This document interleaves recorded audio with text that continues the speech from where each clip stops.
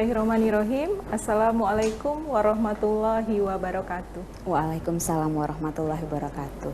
Selamat sore adik-adik, gimana kabarnya? Semoga kalian dan keluarga selalu sehat walafiat.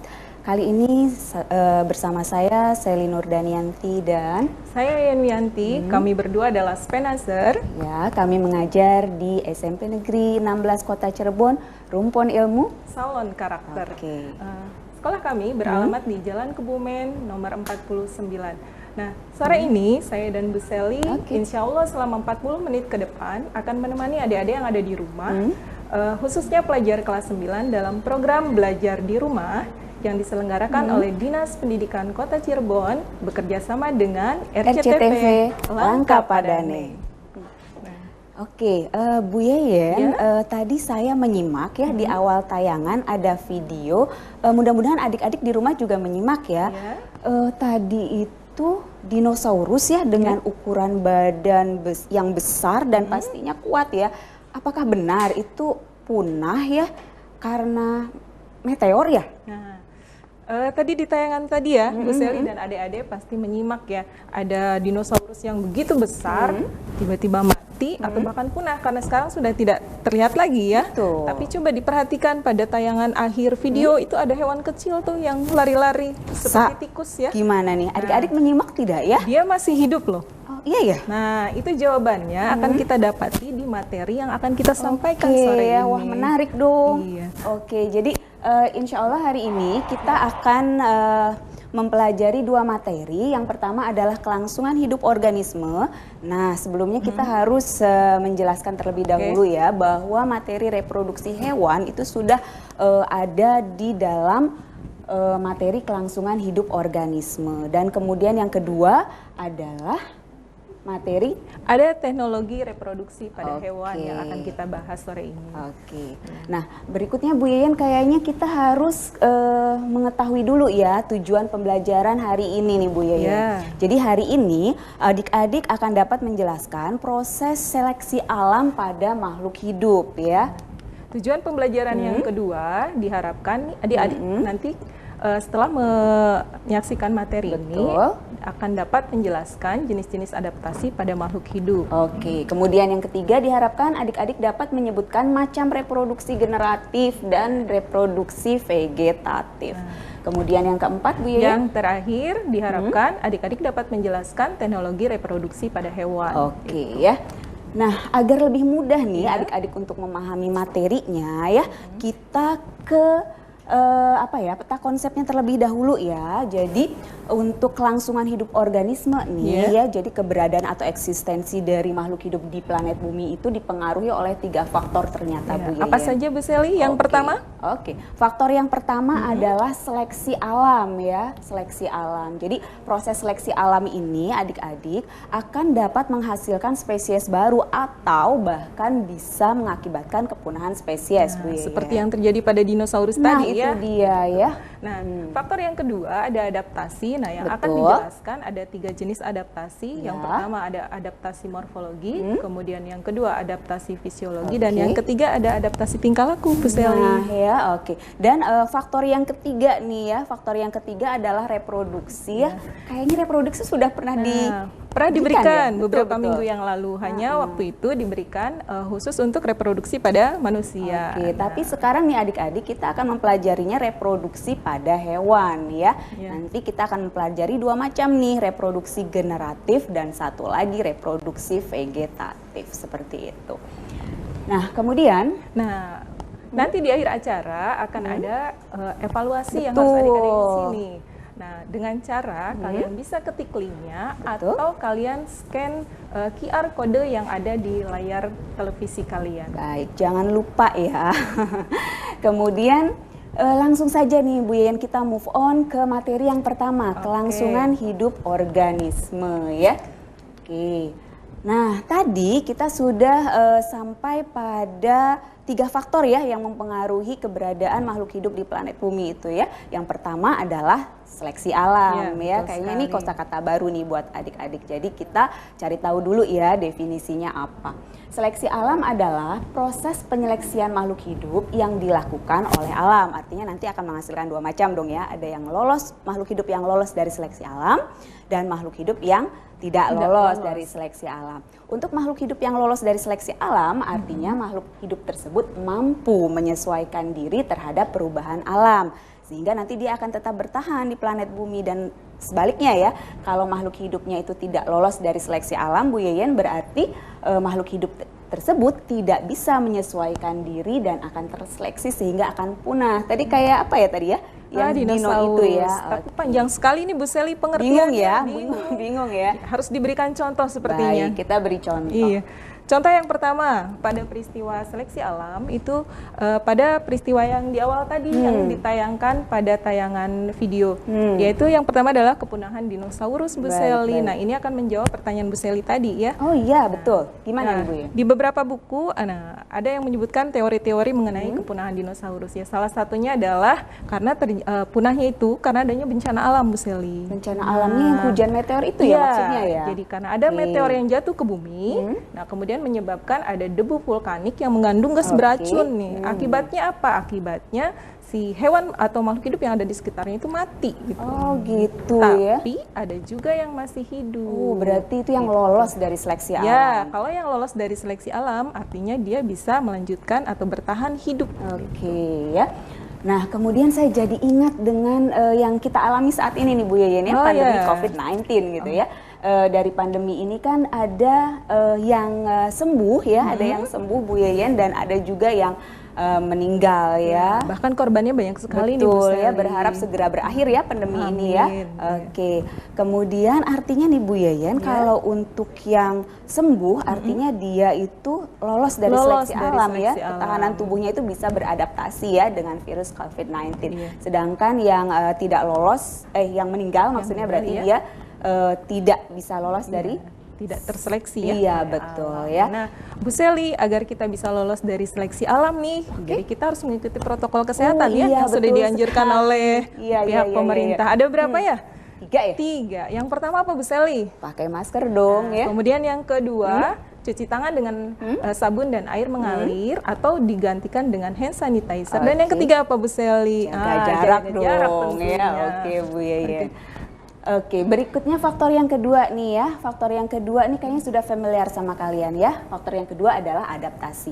Adaptasi adalah kemampuan makhluk hidup untuk menyesuaikan diri dengan lingkungannya. Tapi apa bedanya dengan waktu sekolah dasar ya Bu? Oke, yang membedakan adalah di SMP ini kita akan membagi adaptasi menjadi 3 jenis. Nah, jenis yang pertama Bu Sally, silahkan. Oke, yang pertama adalah adaptasi morfologi. Adaptasi morfologi adalah penyesuaian diri makhluk hidup terhadap kondisi lingkungan, mulai dari melalui perubahan bentuk tubuh yang berlangsung secara perlahan dan dalam waktu yang lama, artinya bisa terlihat dari luar ya Bu. Jadi tampak secara fisik ya. Betul sekali. Nah, beda dengan adaptasi pada fisiologi. Nah, kalau adaptasi pada fisiologi, dia penyesuaian diri makhluk hidupnya terhadap kondisi lingkungan melalui fungsi kerja organ dalam tubuh agar bisa bertahan hidup.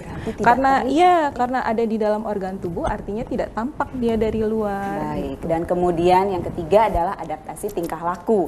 Adaptasi tingkah laku itu adalah penyesuaian makhluk hidup dengan lingkungannya dengan mengubah tingkah laku. Oke. Nah, supaya mudah nih, supaya mudah kita tampilkan contoh-contohnya ya. Yang pertama untuk adaptasi morfologi. Nah, apa nih? Ada yang jenjang ini. Jenjang-jenjang apa maksudnya? Ada yang berkaki jenjang lewat di depan. Gimana nih adik-adik? Sudah tahu gitu apa ya berkaki jenjang? Iya, coba adik-adik perhatikan gambar kaki apa ini pasti kenal ya. Ini adalah kaki ayam ternyata ya, kaki ayam. Kita bandingkan dengan hewan yang kedua. Ini ada kaki apa ini Bu Sally? Ini mas saya tahu ya. Bebek nih ada selaput-selaputnya soalnya bebek. Nah sebetulnya dua-duanya sama-sama unggas ya. Yang membedakan apa? Jenis kaki. Kalau ayam itu tidak berselaput. Kenapa mereka harus berbeda? Padahal satu kelas nih, Aves nih. Nah itu disebabkan karena habitatnya yang berbeda. Oke, betul. Kalau ayam di darat sedangkan bebek itu di air ya. Nah, fungsi selaputnya itu untuk berenang ya. Nah kemudian yang kedua. Nah, bisa diperhatikan gambar yang di depan. Ini pasti tahu adik-adik di rumah. Gambar hewan apa ini? Elang ya. Elang. Coba Kemudian, kalian perhatikan pada bagian paruh. Nah, ini yang hewan kedua juga perhatikan pada bagian paruh. Yang membedakan apa itu? bentuknya ya Bu Ya, bentuk pada elang paruhnya lebih runcing dibandingkan yang bebek. Nah, kemudian kenapa mereka harus berbeda nih? Nah, ini disesuaikan dengan jenis makanannya. Oke, kalau elang makanannya adalah daging ya, sedangkan bebek itu iya ya makanannya ikan ya. Kemudian kita buat kesimpulannya dulu nih Bu Yeyen. Jadi bentuk kaki dan paruh hewan itu disesuaikan dengan habitat dan makanannya ternyata ya. Oke. Berikutnya ada adaptasi fisiologi nih Bu Yeyen. Nah, kelihatan jelas nggak ya gambarnya ini? Mudah-mudahan jelas ya di sini ya. Ini kayaknya ada di rumah saya deh Bu Yeyen yang lubang-lubang ini di meja atau coba kalau ada melihat gitu ya. Di sekitar rumah nih ada perabotan-perabotan yang terbuat dari kayu. Kalau perabotannya sudah agak lama ya, itu suka ada berlubang gitu. Nah, ternyata setelah gara-gara siapa nih ini ada gara-gara yang seperti ulat itu yang kelihatan berwarna putih. Namanya apa sih? Ini adalah Teredona vallis. Teredona vallis. Nah, dia ini memiliki kelenjar pencernaan yang bisa menghasilkan enzim selulase yang mengakibatkan penyebabnya penyebabnya. Ya. Dan kelenjar pencernaan itu tidak terlihat dari luar sehingga dikelompokkan ke dalam adaptasi fisiologi ya. Kemudian ada contoh berikutnya nih ada harimau ya Bu Yeyen ya. Kemudian sama kambing ya. Ada 2 ekor kambing nih. Kemudian kita perhatikan nih adik-adik di rumah saluran pencernaan harimau dibandingkan dengan saluran pencernaan kambing ya. Kita lihat sama-sama mamalia tapi ada bedanya. Ada yang sudah dapat bedanya belum? Nah, bedanya coba perhatikan pada sekum. Sekum itu apa ya? Usus besar. Usus besar. Coba lihat beda karnivora dengan herbivora sekumnya Bu Sally. Kalau pada karnivora sekumnya ternyata lebih pendek dibandingkan pada herbivora ya. Kenapa nih? Nah, karena jenis makanannya. Oh gitu ya, karena jenis makanannya karnivora itu daging sehingga usus besarnya lebih pendek dibandingkan dengan herbivora, pemakan tumbuhan. Baik. Berikutnya adaptasi tingkah laku nih Bu Yeyen. Nah, ini untuk adaptasi tingkah laku. Contohnya ada hewan yang sering kita temukan di sekitar rumah kita nih. Apa itu? Nah, ini adalah kadal ya. Kadal. Kenapa? Gambar terlihat itu tampak ada bagian yang terpisah. Apanya sih itu? Terputus bagian ekornya. Ekor, kenapa harus putus-putus tuh? Nah, dia ini biasanya memutuskan bagian ekor pada saat akan dimangsa oleh predatornya. Oh iya ya, saya tahu nih. Kayaknya istilahnya ada khususnya autotomi ya? Nah iya betul. Nah, kalau hewan di sekitar kita yang ada, yang bisa ditemukan adalah yang ada di dinding. Oh cicak. Cicak gitu juga. Cicak baik. Nah, contoh yang kedua, kelihatan nggak ini? Apa sih hewan apa sih? Saya belum menemukan ya. Ada yang bisa lihat. Nah, karena dia warnanya hampir mirip nih dengan daun ya. Sudah menemukan adik-adik di rumah? Nah, apa sih itu? Ada bunglon di sana ternyata. Oh, bunglon ternyata ya. Dia bisa berkamuflase ya, sehingga tidak terlihat tadi sekilas. Dia bisa merubah warnanya tergantung pada tempat benda yang dihinggapi. Baik ya, untuk melindungi diri dari predator juga mungkin ya. Baik. Berikutnya? Nah, yang ketiga contohnya ada paus. Nah, dia ini yang keluar secara berkala dari permukaan air supaya dia bisa mengambil oksigen di udara. Baik. Nah, Bu Yeyen biar nggak jenuh nih kayaknya kita jeda dulu ya. Istirahat dulu ya. Oke, adik-adik tetap stay tune di RCTV Langkah Padani.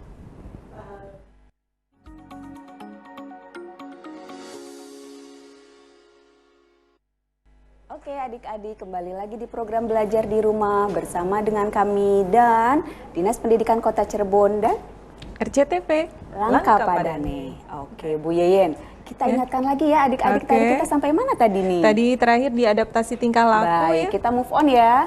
Oke. Nah ini kesimpulannya sudah ya. Ke faktor yang ketiga nih Bu Yeyen, faktor ketiga yang mempengaruhi kelangsungan hidup organisme yaitu reproduksi. Untuk yang sudah lupa, mari kita ingatkan kembali ya Bu Yeyen. Jadi reproduksi adalah kemampuan makhluk hidup untuk menghasilkan individu baru yang sifatnya identik atau menyerupai induknya. Nah, kemudian reproduksi ternyata dibagi menjadi 2 macam nih, reproduksi generatif dan vegetatif. Kita uraikan satu persatu ya, Bu Oke, Yeyen. kita lihat ciri-cirinya masing-masing ya. Baik, Yang ya. pertama, Bu Sally. Reproduksi generatif itu terdiri dari 2 induk, jantan dan betina. Nah, sedangkan sebaliknya untuk reproduksi vegetatif hanya terdiri dari 1 induk saja. Baik, reproduksi generatif melibatkan sel kelamin jantan atau spermatozoa dan sel kelamin betina atau ovum. Nah, untuk reproduksi vegetatif karena hanya terdiri dari 1 induk saja, dia tidak melibatkan sel kelamin jantan dan juga sel kelamin betina. Baik. Kemudian reproduksi generatif itu terjadi fertilisasi ya atau penyatuan spermatozoa dan ovum. Nah, sedangkan untuk yang vegetatif tidak terjadi fertilisasi atau Baik. pembuahan. Oke, kemudian yang keempat ya, pada reproduksi generatif sifat keturunannya tidak sama seperti induk atau bervariasi ya. Ya, sementara karena hanya berasal dari 1 induk saja, sifat untuk yang vegetatif sama persis dengan induknya. Baik. Kemudian yang terakhir reproduksi generatif, waktu reproduksinya lama ya, tapi jumlah keturunannya sedikit. Nah, kebalikannya untuk yang vegetatif, waktu reproduksi cepat dan jumlah keturunannya justru lebih banyak. Baik ya. Dan kemudian adik-adik tadi pasti masih ingat ya kalau reproduksi generatif itu kan terjadi fertilisasi atau pembuahan ya. Baik. Ternyata fertilisasi dibagi menjadi 2 loh ya.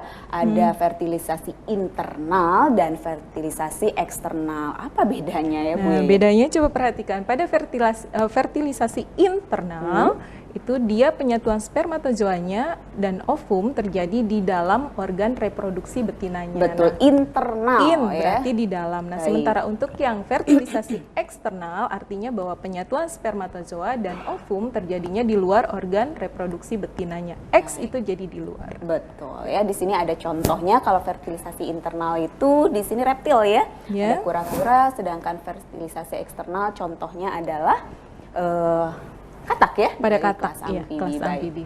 Nah, kemudian cara perkembangbiakan hewan juga berbeda-beda loh, beraneka ragam ya. Kita mulai dengan vivipar nih, adik-adik pasti masih ingat ya, vivipar itu artinya cara berkembang biak dengan apa nih? Nah, vivipar ini cara berkembang biak dengan cara melahirkan. Melahirkan. Di sini ada yang cute-cute nih. Yang pertama apa nih? Nah, Anjing laut ya? ada anjing laut, Anjing kemudian ada laut. paus, ada Oke. hewan yang besar juga ini ada gajah. Betul. Dan ada yang sering lewat depan rumah ini Bu Sally, ada Kucing kucing. ya.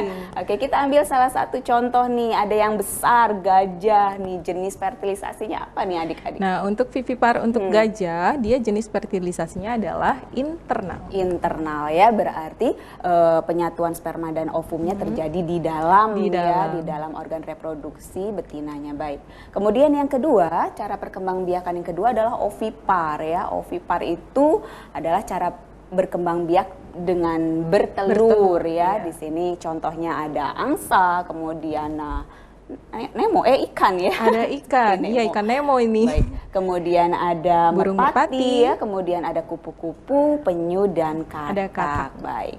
Saya mau ambil contoh yang ini aja yang tadi nih yang seperti Nemo ya, ikan. Jenis Nah. fertilisasinya apa adik-adik? Pasti tahu ya, dia secara eksternal. Oke, eksternal, baik. Dan yang terakhir, cara perkembangbiakan hewan adalah ovovivipar. Aduh, ribet ya, apa nih ovovivipar Bu Yeyen? Nah, untuk hewan ovovivipar ini merupakan gabungan dari ovipar dengan vivipar Bu Sally. Jadi gimana tuh? Saya masih Artinya bingung. bahwa dia bertelur di dalam tubuh induknya sampai Oke. sampai menetas. Nah, kemudian dikeluarkan dari tubuh induknya dengan cara dilahirkan seperti Baik itu. ya, di sini ada contohnya itu platypus. Contohnya ada platypus, ya. Kemudian ada ada pari. ikan pari, hiu, kuda laut, bunglon dan kadal. Nah, kalau kadal nih, jenis fertilisasinya apa nih Bu Yeyen? Atau Nah. adik-adik tahu? Sepertinya juga tahu ya, internal ya. Pasti internal ya. Oke. Nah, kemudian kita move on ke reproduksi vegetatif nih adik-adik ya. Nah, kita bahas satu persatu dari yang pertama tunas. Apa nih Bu Ya, Yeyen? untuk tunas, ini cara perkembangbiakannya yaitu terjadi pada saat organisme baru tumbuh. Baru Nah, contohnya itu ada pada hidra. Hidra. Coba diperhatikan gambar yang ada di depan, hidra di awal itu ada bagian tumbuh yang menonjol sedikit ya. Nah, itu adalah tunas. Nah, seiring dengan perkembangannya, tunas akan menjadi semakin besar nih Bu Sally dan adik-adik. Kemudian coba adik-adik perhatikan si tunas akan lepas dari tubuh induknya menjadi individu yang baru. Oke. Kemudian, oke maaf.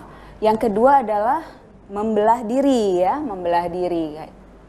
Membelah diri terjadi pada apa nih? Amuba ya, amuba itu hewan bersel satu.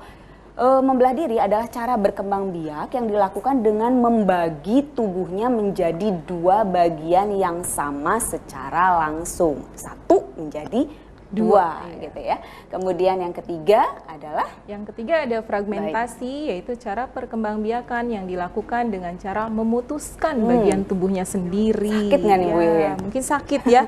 Nah, jumlah individu yang dihasilkan tergantung banyak dari potongan tubuhnya. Baik. Gitu. Oke, kemudian partenogenesis. Partenogenesis ini cara perkembangbiakan di mana individu baru berasal dari ovum yang tidak dibuahi oleh spermatozoa ya. Nah, di sini kalian bisa lihat di gambar yang bawah ya, paling bawah ada tulisan ratu dan pejantan ya. Biasanya makhluk hidup atau individu baru itu berasal dari setengah materi genetika induk jantan dan setengah materi genetika induk yang betina, biasanya begitu. Tapi kalau pada partenogenesis, kita lihat di sini adik-adik ada tulisan lebah pekerja jantan atau betina nih, lihatnya di situ ya. Dia ya hanya berasal dari materi genetik induknya saja, jadi hanya setengahnya saja ya.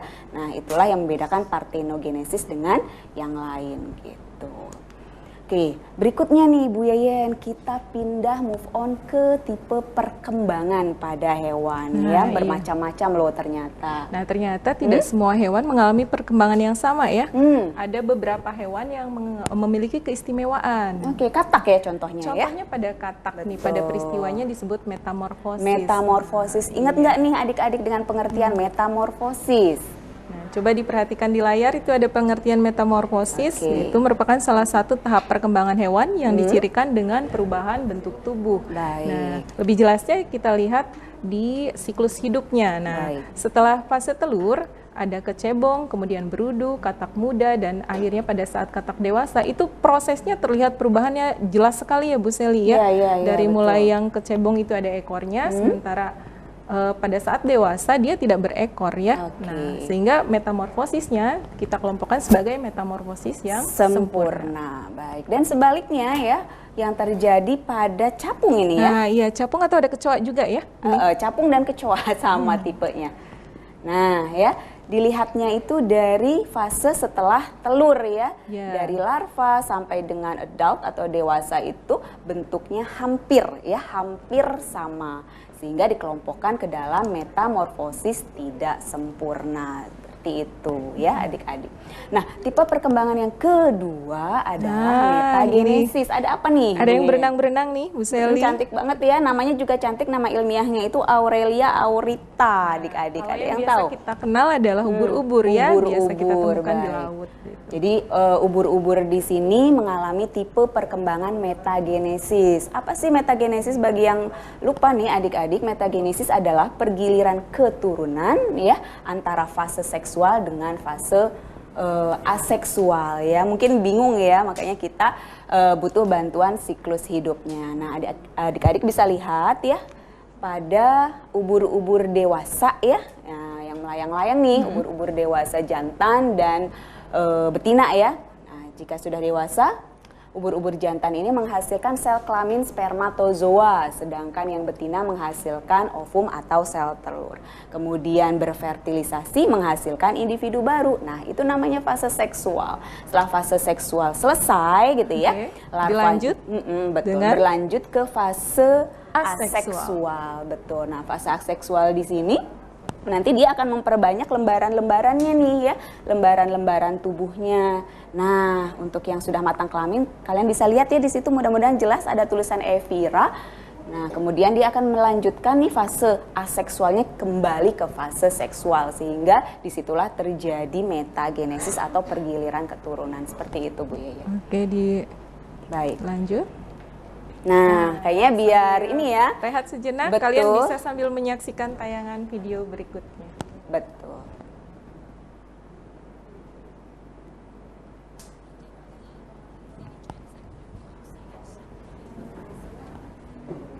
Berapa menit lagi, Mas. Ini menjadi kali pertama jenis primata berhasil dikloning dan tetap hidup. Kedua monyet hasil cloning ini diberi nama Chong Chong dan Hua Hua. Keduanya dilahirkan dari sel janin yang dikembangbiakan pada sebuah cawan Petri.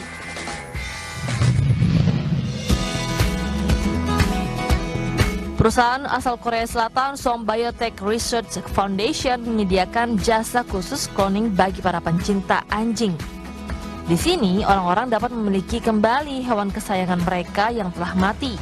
Caranya dengan menduplikasi anjing yang masih hidup melalui rekayasa genetika secara aseksual. Bulan Januari lalu, peneliti di Chinese Academy of Nah, tadi yang di tayangan video Bu Sally ada yang lucu itu tadi. Oh iya ya, tadi jika kalian menyimak di situ ada yang menarik nih ya, bahwa hewan yang sudah mati itu bisa dihidupkan kembali ya, bahkan bisa menciptakan makhluk hewan hidup. baru. Betul, hewan yang identik sama ya. Nah, itu dengan cara apa nih Bu Yen? Nah, tadi kita bisa simak dengan bantuan teknologi Bu Sally. Nah, kita langsung lihat nih pengertian teknologi reproduksi. Oke, teknologi reproduksi adalah upaya manusia untuk mengembangbiakan hewan dengan beberapa cara yang diharapkan bisa mengatasi masalah dalam perkembangbiakan. Nah, caranya apa saja Bu Sally? Nah, yang pertama nih, tadi ya, cloning namanya ya. Cloning itu sudah dilakukan sejak dulu sebenarnya ya, sebelum tadi ada cloning monyet ya. Kemudian ada juga anjing, sebelumnya juga dilakukan pada domba doli begitu ya. Nah, kemudian yang kedua, teknik yang kedua adalah hibridisasi. Betul. Nah, untuk hibridisasi ini adalah perkawinan silang dari dua jenis hewan yang berbeda varietas dan memiliki sifat-sifat yang unggul. Nah, contohnya nih pada yang ini nih, kalau kalian lihat ada singa dengan harimau, lion dengan tiger. Jika disilangkan kita memperoleh hasil yang sangat unggul. Nah, apa sih? Ini adalah jenis baru yang unggul yang kita beri nama liger. Liger itu gabungan dari lion and tiger, seperti itu maksudnya. Kemudian yang ketiga ada inseminasi buatan ya. Inseminasi buatan itu adalah suatu teknik untuk memasukkan sperma yang berasal dari ternak jantan unggul ke dalam saluran organ kelamin ternak betina dengan menggunakan metode dan alat khusus. Pastinya membutuhkan bantuan ahli ya Bu Yen. Baik. Tidak terasa nih Bu Yen, kita sudah pada sudah pada akhir acara, betul. Semoga apa yang kita sampaikan hari ini dapat bermanfaat untuk kalian dan bisa dicerna dengan baik oleh kalian. Jangan lupa ya, selalu semangat, kemudian jaga kesehatan, dan kemudian wabillahi taufiq wal hidayah. Wassalamualaikum warahmatullahi wabarakatuh. Waalaikumsalam.